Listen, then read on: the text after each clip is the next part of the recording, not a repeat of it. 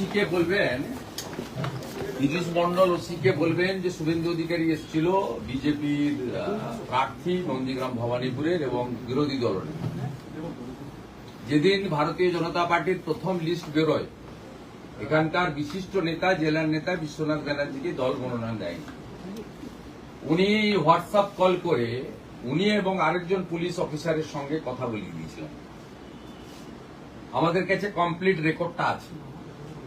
After MCC এগুলো পুলিশের কাজ নয়, পুলিশের কাজ নয় আইপ্যাকের সঙ্গে কথা বলে এগুলো করা। এই সেম অভিযোগ তমলুকের এসডিপিও নন্দীগ্রামের আইসির বিরুদ্ধে আছে। আমি সতর্ক করে দিয়ে গেলাম। আপনি বলবেন আমার কাছে বিশ্বনাথ ব্যানার্জি সব রেকর্ডিং করে আমাকে দিয়েছে। বিশ্বনাথ ব্যানার্জির বাড়ি থেকে আসছি। এটা পুলিশের কাজ নয়। বেতন তৃণমূল দেয় না, ট্যাক্সের টাকায় বেতন পান। অশোক স্তম্ভ লাগানো আছে। বিএনএস অনুযায়ী, ইলেকশন কমিশনের গাইডলাইন অনুযায়ী কাজ করতে বলবেন। উনি নিজে থাকলে আমি বলে যেতাম। আমি অন রেকর্ড সিসিটিভির সামনে ডিউটি অফিসারকে খুব পোলাইটলি এবং জেন্টলি বলে গেলাম, এটা পুলিশের কাজ নয়।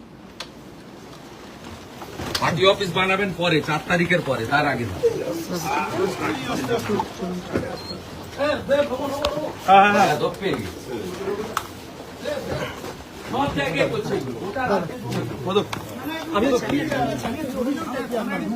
মন্ডল বলে ওকে পাইনি, চলে গেছে, মানে পালিয়েছে হয়তো। আমি ডিউটি অফিসারকে বলে গেছি যেদিনকে বিজেপির প্রার্থী তালিকা বেরোয়, আমাদের বিশিষ্ট নেতা প্রার্থী পদের অন্যতম দাবিদার বিশ্বনাথ ব্যানার্জি মনোনয়ন পাননি। তাকে ফোন করে পলিটিক্যাল কথা বলেছে যে তৃণমূলে যোগদান করুন, এবং উনি তো কথা বলেছেন, আরো কনফারেন্স করে আরেকজন পুলিশ অফিসারের সঙ্গে কথা বলিয়ে দিয়েছেন, সিনিয়র পুলিশ অফিসার। আমি নামটা আজকে বলছি না, দরকার হলে নামটা পরে বলে দেবো। আমার কাছে কমপ্লিট রেকর্ড রয়েছে। এই একই কাজ গত পরশুদিন দুপুরে এসডিপিও তমলুক করেছে তার চেম্বারে। সিসিটিভি ফুটেজ আছে। কিছু বিজেপির লোককে ডেকে বলেছে নির্দল প্রার্থী দিন। আপনারা জানেন ওখানে তৃণমূলের মিছিলে গেছিল ওই মীর কাজী বলে একজন সিভিক ভলেন্টিয়ার্স, ডিমোরালাইজ হয়েছে বিজেপির কমপ্লেনে। সিভিক ভলেন্টিয়ার্সদেরও বলছি, এতদিন যা করেছেন ইলেকশন পিরিয়ডও করবেন না। নন্দীগ্রামে একজন সিভিক ভলেন্টিয়ার, আমরা কমপ্লেন করেছিলাম ভিডিও ফুটেজ দিয়ে, তাকে ডিমোরালাইজ করেছে, মানে as per norms and records ডকুমেন্টের উপরে। পুলিশ কমপ্লিটলি নিরপেক্ষ হয়ে যান।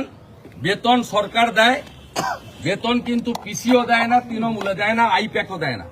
কেউ বাঁচাতে পারবে না। আমরা এবারের নির্বাচন অন্যভাবে করব, পরিষ্কার করতে।